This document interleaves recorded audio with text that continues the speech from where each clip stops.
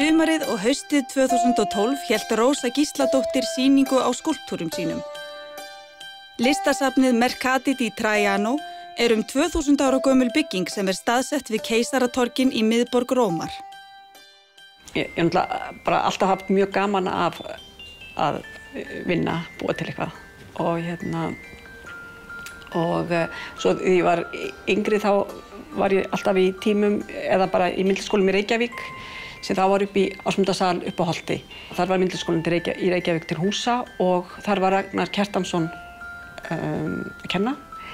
Og ég var alltaf bara stöðugt á námskeiðum í leir og búið til einhverja hluti og mála og teikna og eitthvað. Þannig að þetta var svona bara eitthvað sem var alveg ofsalega gaman. Og svo fór ég bara hefðbundaleið í menntaskóla Reykjavík og var svona hverfiskólinn og ég var líka alltaf að læra á selló. Þannig að þegar menntaskólanum lauk þá var ég svona, háskólinn var ekki inni. Það var annaðhvort að halda áfram í sellónu eða fara í myndlist. Og mér fannst einhvern veginn að væri bara ekki nógu öguð til þess að geta verið í tónlistarmaður.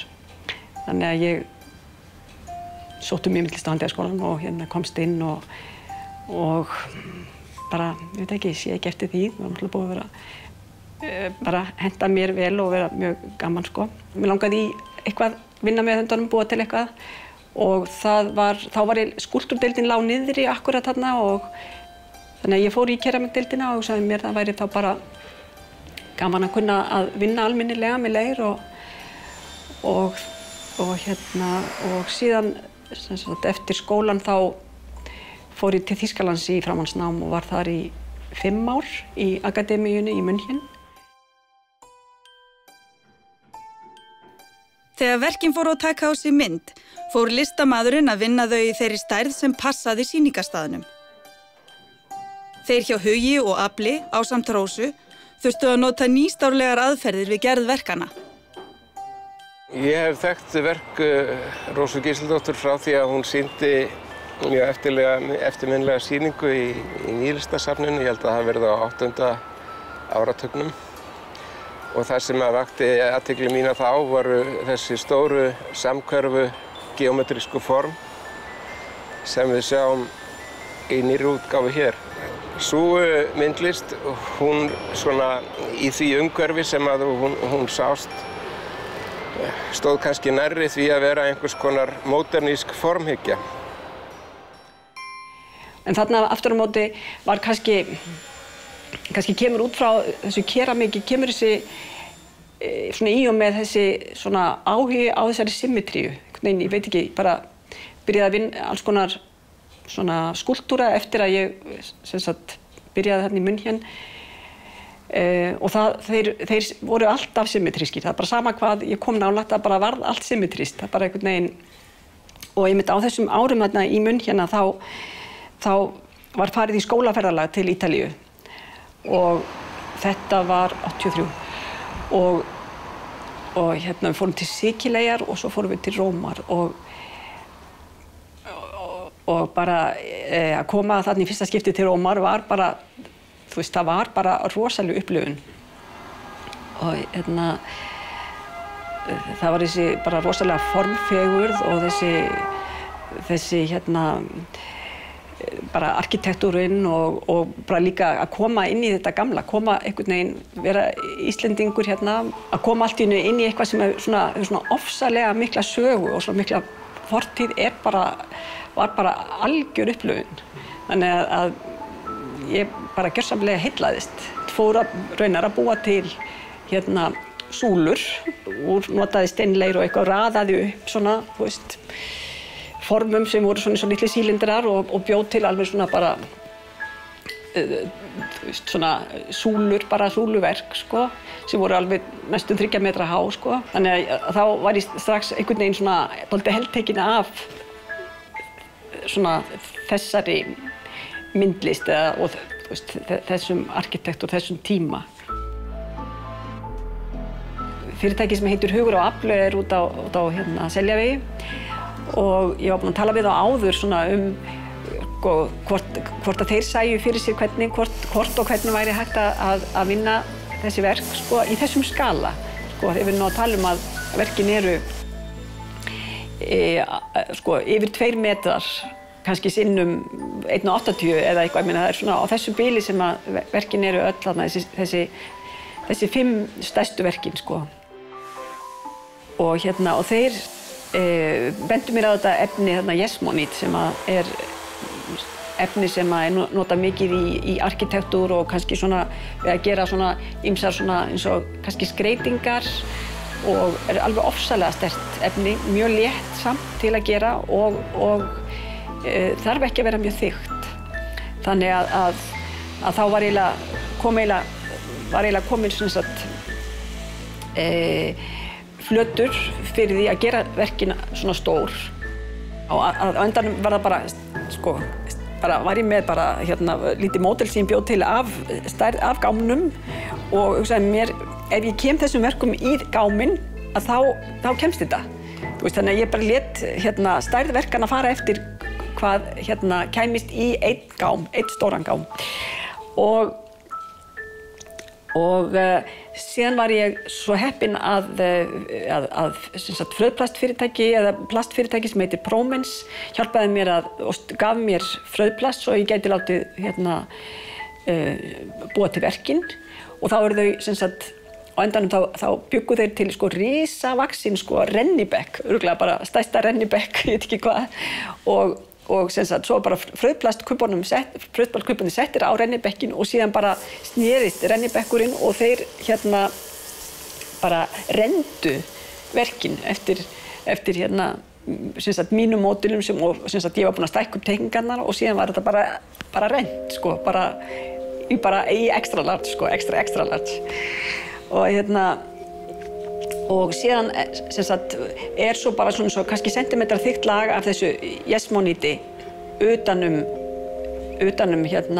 frauðplastið og það er með svona glerull í svona og sett sko þetta er svolítið þunnt efni verður sem sagt þarf að vinna það svolítið hratt af því að það harðnar mjög hratt eiginlega og maður þarf að vera svolítið erfitt að slípa það á eftir því það verður svo ofboðslega hart þannig að maður þarf að vinna það svolítið vel og slétta svolítið vel úr því og þannig að þetta var nú svona langur vegur að fara að leita eða svona hugsa þessi efni og hvernig maður ætti að gera þetta og síðan hvað þetta mætti kosta og hvort það væri mögulega bara hreinlega hægt að framkvæma þetta og það var eiginlega ekki fyrir að Íslandsstofa ákvað að hjálpa mér með sem sagt, að borga flutningskostnaðinn fyrir verkin að ég gat í rauninni farið í gang að búa þetta til og ég hugsaði mér þegar flutningurinn er kominn að þá get ég list þetta.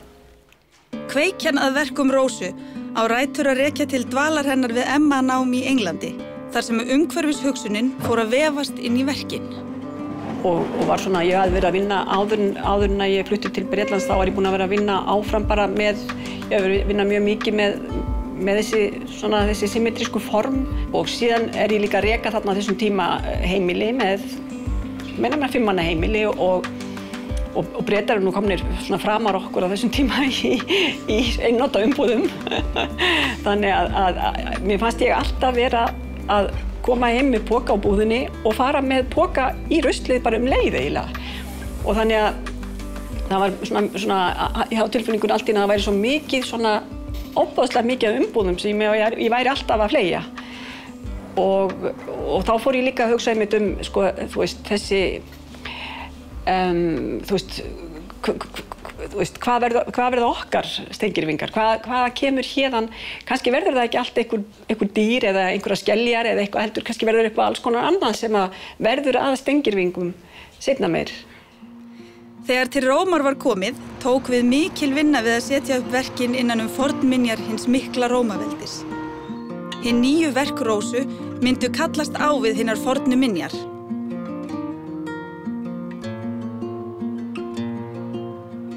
Vinir Rósu og fjölskylda komu til að leggja henni lið við uppsetningu sýningarinnar. Það var að mörgu að hyggja og margt sem kom á óvart í hitasvækju hins rómverska sumars.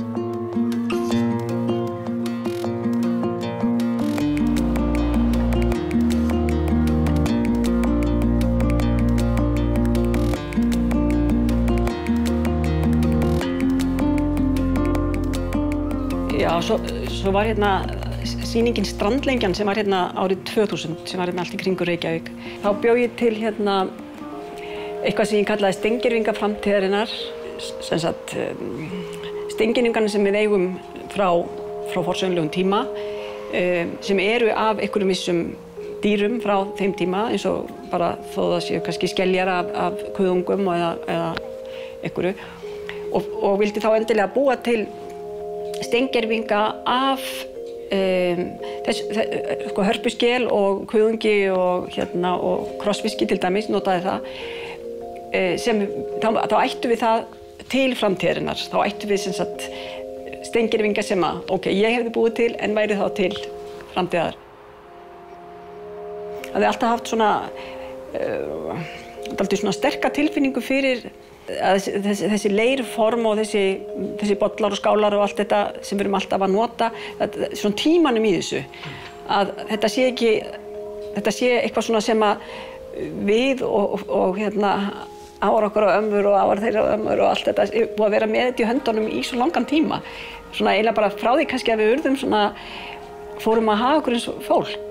Þetta svona grunnurinn að þessum verkum sem ég hef verið að gera, bæði þessum steyptu steingervingum og líka síðan verkum sem ég hef verið að vinna úr plastflöskum. Þá tók ég það einu skrefi lengra, sagði mér, ég þarf ekki að búa til steingervinga, heldur nota ég bara plastflöskurnar eins og þær eru.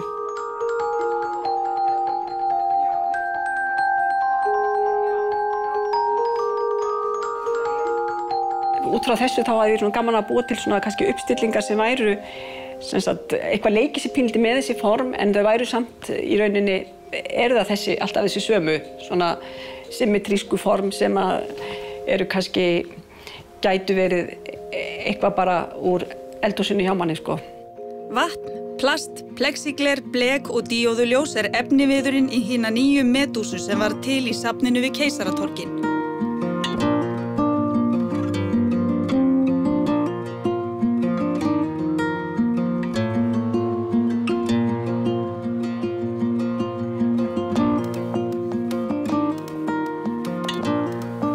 Sko, ef þú horfir núna á hringinn hérna, þetta má alveg vera aðeins líktar að leika í þessa átt. Meinarðu bara að við séum ekki alveg í miðjunni? Það er ekki við. Já, sko, þetta má bara vera í. Kannski erum við líka bara, búin að, ég held að í rauninni kannski sé hvíta línan svona sirka bát á miðjunni hjá mér. Já. Þú veist, það í rauninni. Ok. Hún hlýtur að vera í miðjunni. Já. Er það ekki? Já. Þannig að þá erum við, sko. Og þetta hér, þá er augað að koma niður að miðjunni. Já. En það er líka kannski spurning hvort að megi kannski vera eitthvað pínlítið, sko, ljósara hérna megin, þú veist, við. Sko, svo verður ekki alveg svona dökkt í augnhróknum. Aðeins þarna. Jú, alveg rétt. Er það ekki? Jú, við höfum ekki létt á því. Já. Alveg létt á, ennileg komandi. Þegar að kannski þessi hugmynd að því að ég sýni þarna í Róm kemur upp, að þá er útgangspunktur kannski pínlítið, eða svona eiginlega allavega veit ég að það lá í svona loftinu að ég inni eitthvað með safnið, sem sagt að þeir vildu gjarnan hafa sýningar sem tengdust eitthvað safninu sjálfu. Og síðan fannst mér líka eiginlega mjög gaman að hafa þá í rauninni tækifæri til þess að sýna og nota líka þessa steingervinga, plaststeingervingana, af því að það væri náttúrulega alveg mjög fínt að hafa þá akkurat í þessu svona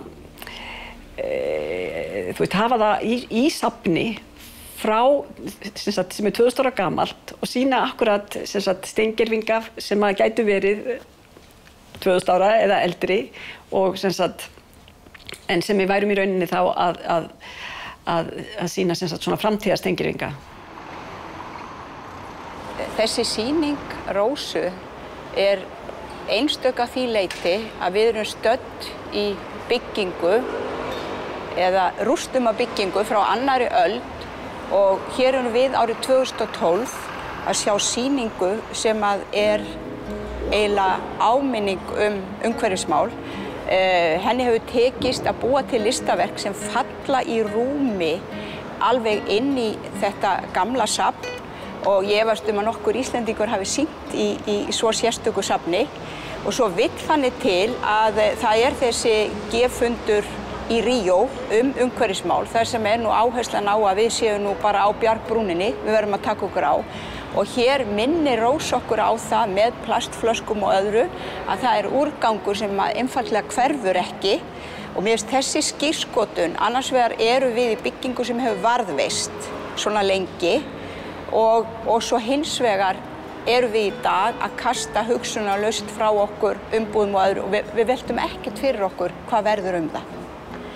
Þannig að það ekki bara að listaverki sjálfsögur svona stórkostleg, það boðskapurinn sem mjög viðeigandi og við skulum vona að þessi boðskapur Rósu nái líka til Íslands. Ég held að það væri mjög gaman ef hægt að miðla til Íslendinga hverju hún að skila hér úti, hverja hún að vekja til umhugsunar og vonandi tekst að koma því líka á framfæri á Íslandi. Því þó við séum vakandi, þá þurfum við samt að taka okkur mikið á. Og ég held að sé alveg sérstaklega þessar svokölluðu þægilegu umbúðir, plastflöskurnar, sem við verðum að gæta okkur á. List Rósu hefur þróast frá þessum tíma og tekið þessa mjög svo áhugaverðu stefnubreytingu eða hvað má segja að vekja upp stórar spurningar bæði stöðu listarinnar og tekninnar og siðmenningarinnar í samtímanum. Að list hennar orðin mjög pólitísk í raun og veru. Þó hún byggja alltaf á þessum hreinu og fallegu formum. Það var erfitt að sjá beina pólitíska skírskotun kannski í hennar eldri verkum. Við getum sagt að bæði plastverkin sem hér eru og líka þessi hreinu geometrísku form sem hérna eru, þau eru form sem að vísa bara í sjálf sig. Þau hafa engan handanveru til þess að vísa í, engan kosmos eða neitt svoleiðis. Þau ljóma bara í eigin glæsileik. En leið erum við minningum horfin gildi. Og sú minning, hún verður ásækin og vekur alvarlega spurningar stöðu okkar í samtímanum og hvað til dæmis flaska undan drykkjarvatni sem eitt af þeim efnum sem hún notar í sín verk hérna. Hún ekki lengur birtingamynd hugmynda, sú flaska, þó hún hafi klassísk form.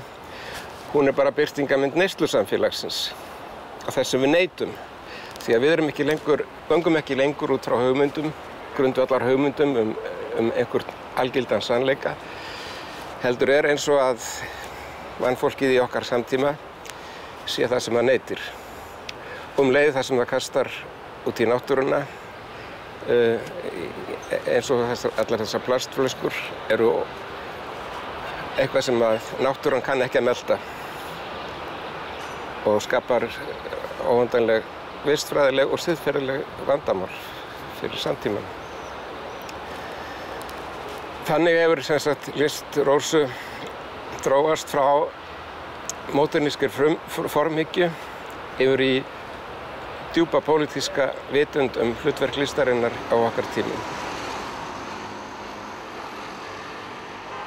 Þegar ég fór að vinna með þetta, þá reyndi ég að gera formin píndið, að ekki kannski að taka þau alveg eins og þau eru, heldur aðeins að slípa þau til eftir mínum, hvernig ég vinn bara. En það var náttúrulega augljós tenging á milli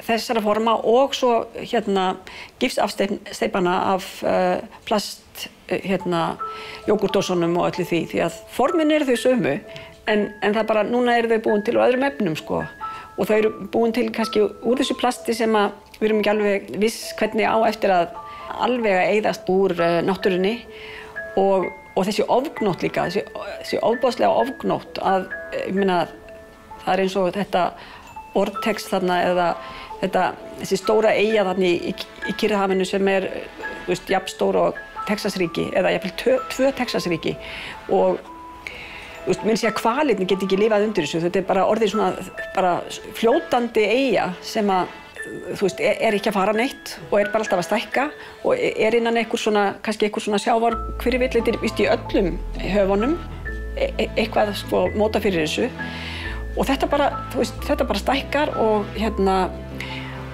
svo brotna niður að einhverju leyti, brotna plastið niður og þetta hefur fundist í náttúrulega fiskunum, þetta finnst náttúrulega og í albatrossarnir, hann var alveg þekkt hvernig þeir fljúga þarna yfir og að fljúga út að sækja eitthvað handa börnunum sínum, með svona stóran, svona eins og já, og þeir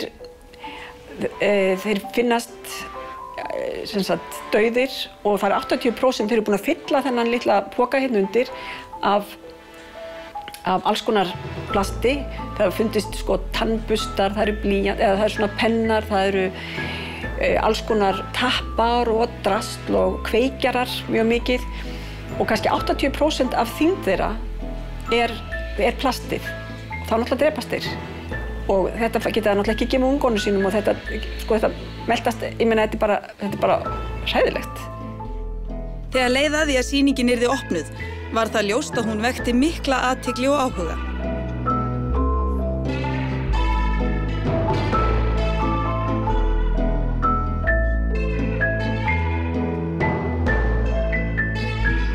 Fjölmiðlafólk kom til að mynda verkin og ræða við listamanninn á meðan enn var unnið hörðum höndum að því að koma verkunum á sinn stað í tæka tíð.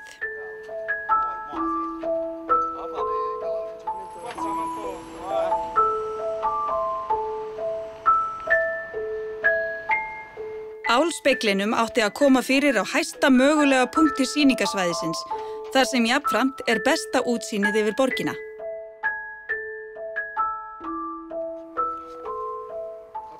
Að mörgu þurfti að huga og engir bæklingar fylgdu með verkunum til að auðvelda samsetningu þeirra.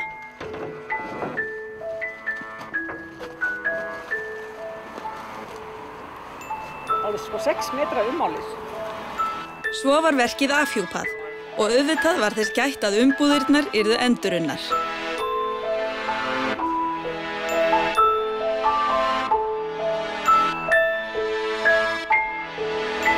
Ég hef alltaf verið með svona rómaráhuga, Ítalíuáhuga, Það byrjaði náttúrulega með því að pabba og mamma, þau giftu sig í Róm, bara þarna, Capitol Hill. Og það var bara 1955, pabbi var að læra á píanó og mamma kom í heimsókn og það var eitthvað rómantískt að þau ákváðu að gifta sig þá bara í Róm og vera ekkert með neitt brúðkaup heima á Íslandi og ekkert vesen.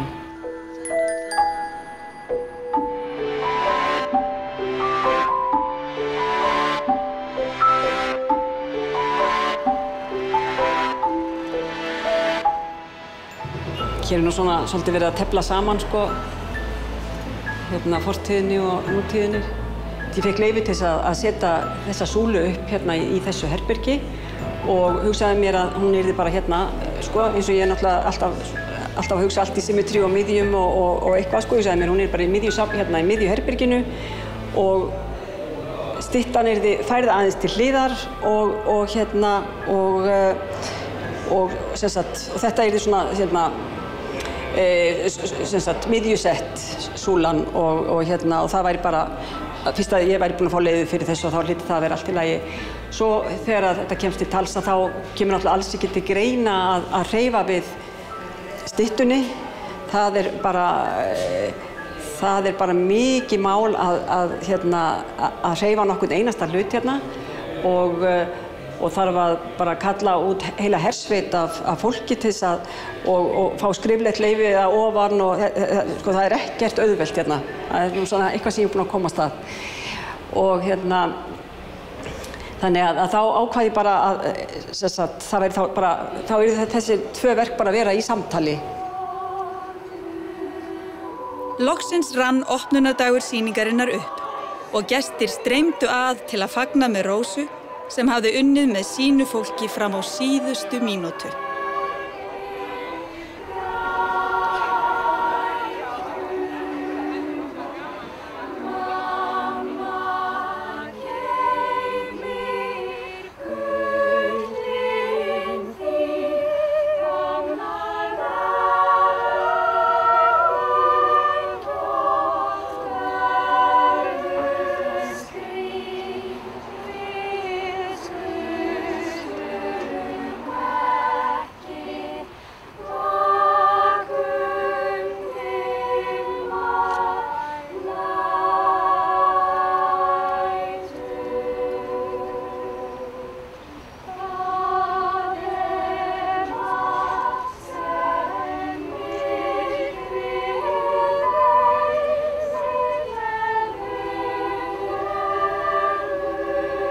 Já, ég meina, mér finnst bara náttúrulega ótrúlegt að þetta sé búið og ótrúlegt að ég er nýbúin að fara út og taka saman sýninguna og það var náttúrulega svolítið gaman að fara út aftur og sjá hana aftur og ég var rosalega fegin að hún hafði staðist 40 stiga hitann sem var í Rómavist í ágúst og hún hafði, að þetta er nú vatnsverk sko og ég var bara dauðhrædd að það væri bara gufað upp öllum flöskunum eða þá að það hefði slokknað á eitthvað af díóðunum eða kastararnir, maður veit ekki, þú veist, þetta eru verk sem maður veit ekki alveg hvernig bregðast við í svona langan tíma, sko. Þannig að ég var eiginlega ofboðslega ánægð að það skildi allt vera bara eiginlega eins og ég skildi við það. Þetta er búið að vera mjög svona ævintýralegt sumar fyrir mig, sko, að fyrst að þessi mikla vinna við að gera öll verkin og svo láta gera þarna hluta af tveim verkum og svo eitt verk þarna, stóra spegil, láta gera hann í Mílanó. Og eftir að vera búin að sjá sýninguna og skilja aðeins það sem ég var að fara með bæði þessari hugmyndum að við séum alltaf í rauninni með sömu formin og við séum svona satt sko að árþúsundin líða án þess að hlutirnir breytist mikið að þá hafa kannski samt á síðustu svona ég veit ekki, 10-15 árum orðið stórkostlegar breytingar með öllu þessu einnota öllum þessum umbúðum og öllu þessu rusli. Gaman að ég sá daginn ég var bara eitthvað að fikta svona á netinu og þá sé ég að þeir og þar á meðal eitt af fyrirtækjunum sem tengjast Kommunen di Roma að þeir eru núna að fara að koma með plastflösku fyrir útlendingana. Plastflösku fyrir túrista í Róm með myndum af Kólóseum og einhverjum svona, þú veist, eiginlega bara eitthvað svona panorama. Þannig að þeir eru í rauninni alveg að taka mína hugmynd og búa til pródúkt.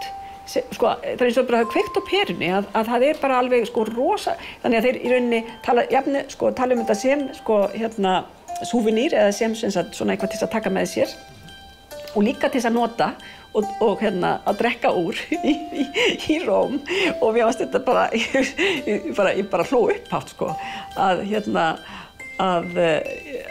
af því að þetta er fyrirtæki sem ég hef verið í mjög miklum samskiptum við núna undanfarin 2 ár að núna eru þeir komnir með þessa hugmynd og að setja hana lengra